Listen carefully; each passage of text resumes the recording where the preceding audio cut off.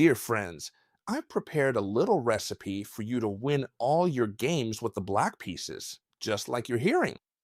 We're going to punish the most popular move in all of chess, which is the move e4, that is, the king's pawn.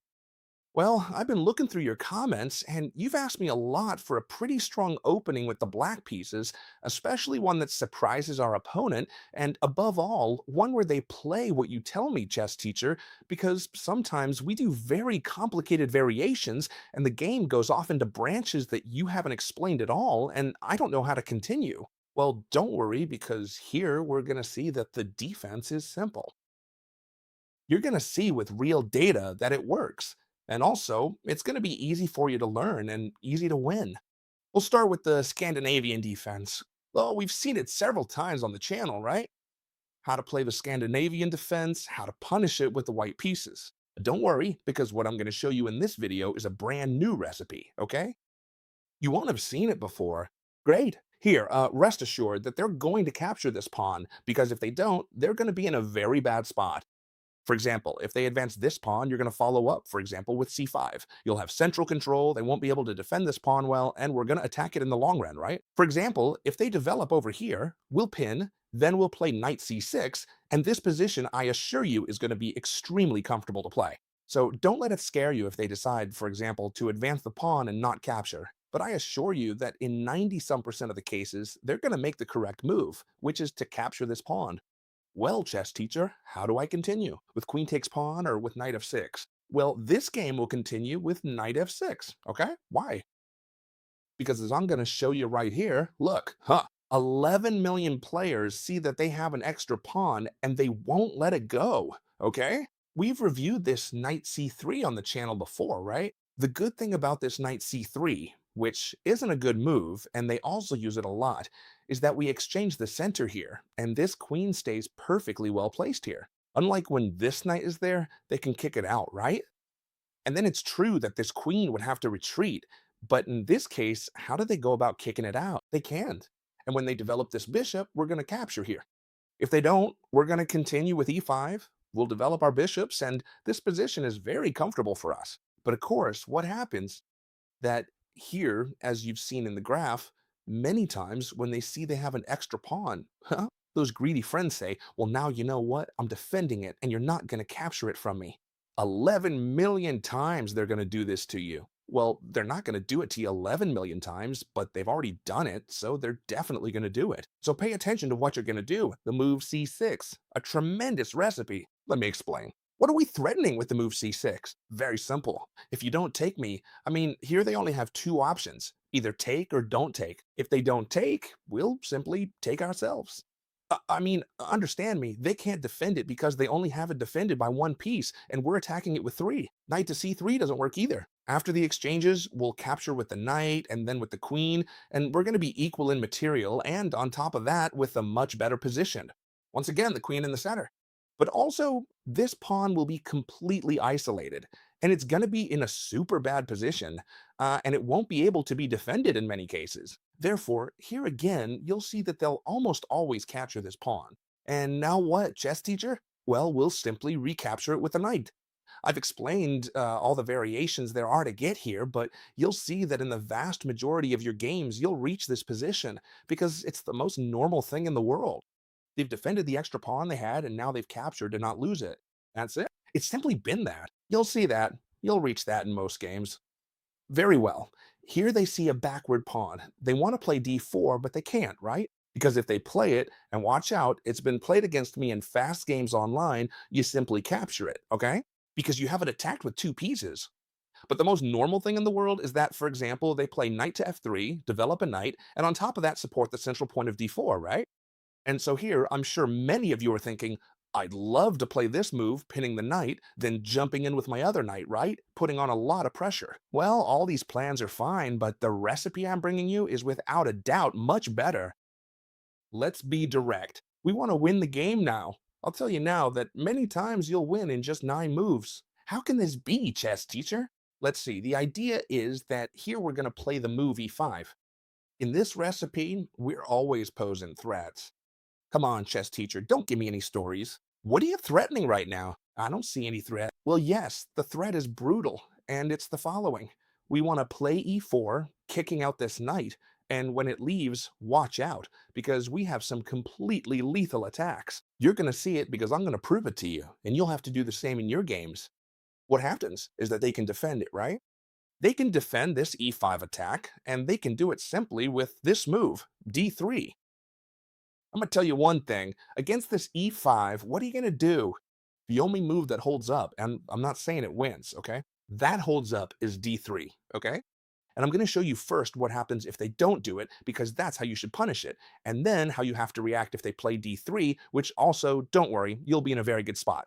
For example, the most played move here, along with d3, is knight to c3. They think they're defending this point. They develop a piece, but they're not really doing anything, because we can advance anyway, since we have the knight defending this point. And what happens? We're going to do it, right? Of course, if they don't defend it, it's as simple as playing e4. See how it's quite trivial? You'll probably have to watch this video several times for it to stick in your head, but that's okay. Everyone at their own pace. Where's that knight going to go? Well, obviously it's not going to go backwards. It can't jump forward because we have everything very well covered, and the most common move by far is for it to come to the g5 square. In fact, they've always come to the g5 square, because from here they attack my pawn with two pieces. And this might sound familiar to some of you who like to play, for example, the d4 e5 gambit, right? The Budapest gambit. Why? Because now this is typical, right? It's true that we can defend it, but they can keep attacking it. So how do we deal it? I'm reaching a point where they're attacking this pawn with two KNI, with two knights. I only have it defended with one, so don't worry. Indeed, we're going to defend it with the bishop. And if they don't do anything, you'll tell me right now. Let's see. Chess teacher. Again, they have many options here. And this is what I don't like about opening videos, that they have so many options, they never make the right one for me. Well, here they can only do one thing. They can only keep attacking this pawn, because if they take the luxury of doing anything else, like, for example, developing the bishop, we're simply going to advance the pawn, threaten the knight, it'll have to come to h3, we'll exchange it, double the pawns, and this position would be a complete disaster for the white pieces. Therefore, here, no matter what, they must play with initiative and come to attack this pawn for the third time. One, two pieces attack it, two defend it. What are the only two moves that attack this pawn? Obviously, queen e2 and queen c2. It wouldn't be possible with the bishop, logically, and d3 wouldn't be possible at this moment either, because we'd simply capture the pawn. And it would really be free because it's very well defended by our pawn, oh, sorry, by our bishop and by our queen. Therefore, the only way they have is queen e2 and queen c2, and we're going to punish both of them with the same move. For example, queen e2, and we're going to play the brutal knight d4. I assure you that here you're already completely winning. Let me explain. If they try to keep attacking the pawn here, simply knight c2 check, and I take the queen. And watch out that I don't take your rook, too. So here, the only way to avoid the fork is to go back to d1. You get it? I told you it's the same to come to e2 as c2, as they'd have to go back to d1. And in this position, well, simply put, we've won the game. We kick out this knight. You remember this plan, right? And once we kick it out, where does it have to go? To h3, there's no other way. We exchange it, and now, right now, show you why this was so dangerous. If before they hadn't managed to exchange, or rather they had let us play h6 and the knight had to retreat, you'll see that the squares they leave weak can be exploited in a brutal way. For example, here, I'll give you an example. Here, knight f3 check would win the game. Where does the king have to go? It can simply come to e2, and quite simply, queen d3 is checkmate. This is just an example. Remember well, we attack the pawn and they defend it. They don't want to let go. And we play c6. This is the recipe, right? Now then, if they don't want to lose the pawn, then the only way they have is to capture here. We capture with the knight, and now they can make many moves. But our idea is to play e5, okay? The most popular move, without a doubt, is knight f3. Why? Because if not, they're going to fall way behind in development. Logically, it would be possible to make other moves, like, for example, I don't know, I'm making this up, okay? Knight c3. But then we're going to play e5 anyway. Even if that knight isn't there, although they'll most likely do it again here, we'd be in the same spot as before. Yes, because this bishop can't develop, and neither can this one. Otherwise, they'd play d3, which is exactly what we're going to see now. Perfect. So here we're going to play e5. But chess teacher, you just told me that if they make any move, I play this e4 and I'm winning. But what if they play d3, which is the only move that resists a little bit? You just told me that yourself. Well, then, do you want me to tell you the surprise yet or not? We're going to play this e4 anyway. And careful, careful, careful. They have to play very precisely not to lose on the spot. Let me explain. Here, what are we going to continue doing? Or rather, how are they going to respond? Well, they have two options: capture the pawn or not capture it, right? Obviously, maybe not capturing the pawn or moving the knight would be extremely dangerous. First, because here we'd win a pawn, right?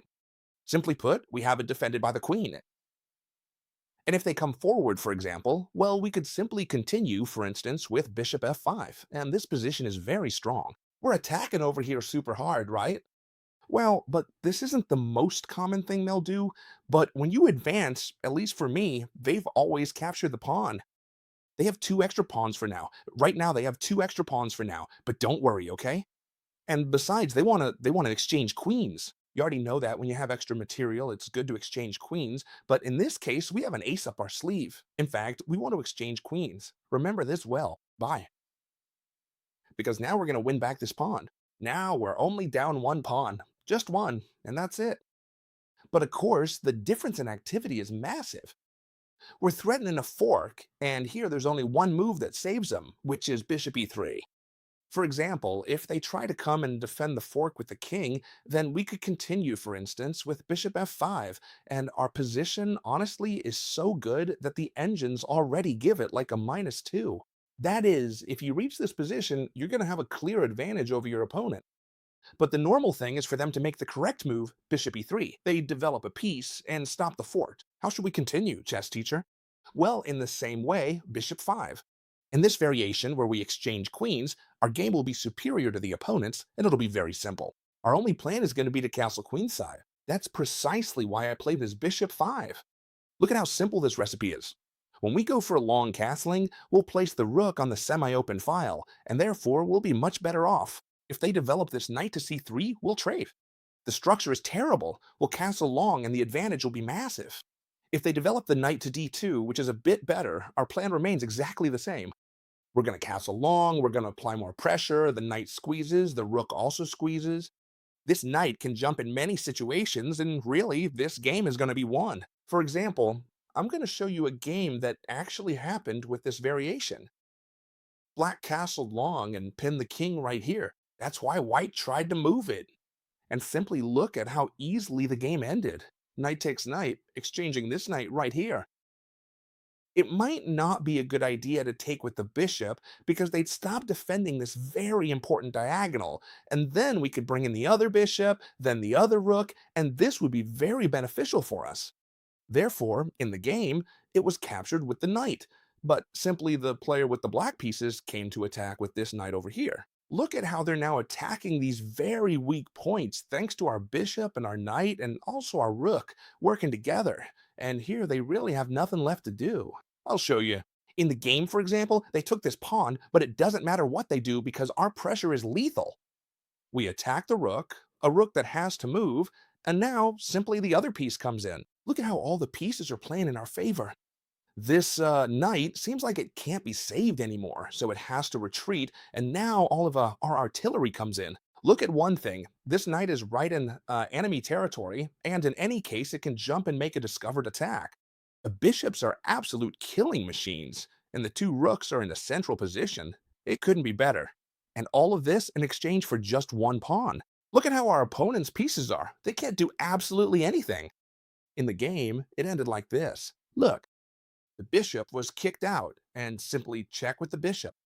And here, white actually resigned already. Why? Because when the king moves, there are probably several ways to win.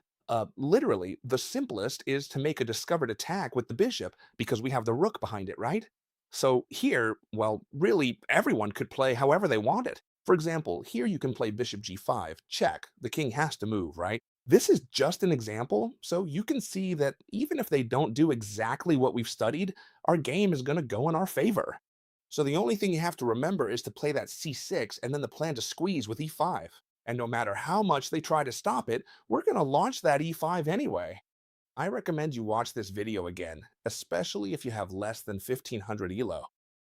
Study it well, because if you play this, I assure you your wins will be very big, because people lose in a few moves with the white pieces. They don't know how to defend. And I hope you loved this video. Give it a thumbs up if you enjoyed it. If you like, you can subscribe to the free newsletter where every Sunday I send out some information through there. This Sunday, for instance, we're going to analyze a game by Faustino Oro that's just spectacular, and we're going to learn a lot. And from there, everyone can study whatever they want. I hope you really loved this video. Give it a thumbs up, subscribe to the channel, and I'll see you tomorrow in the next one, friends. Bye.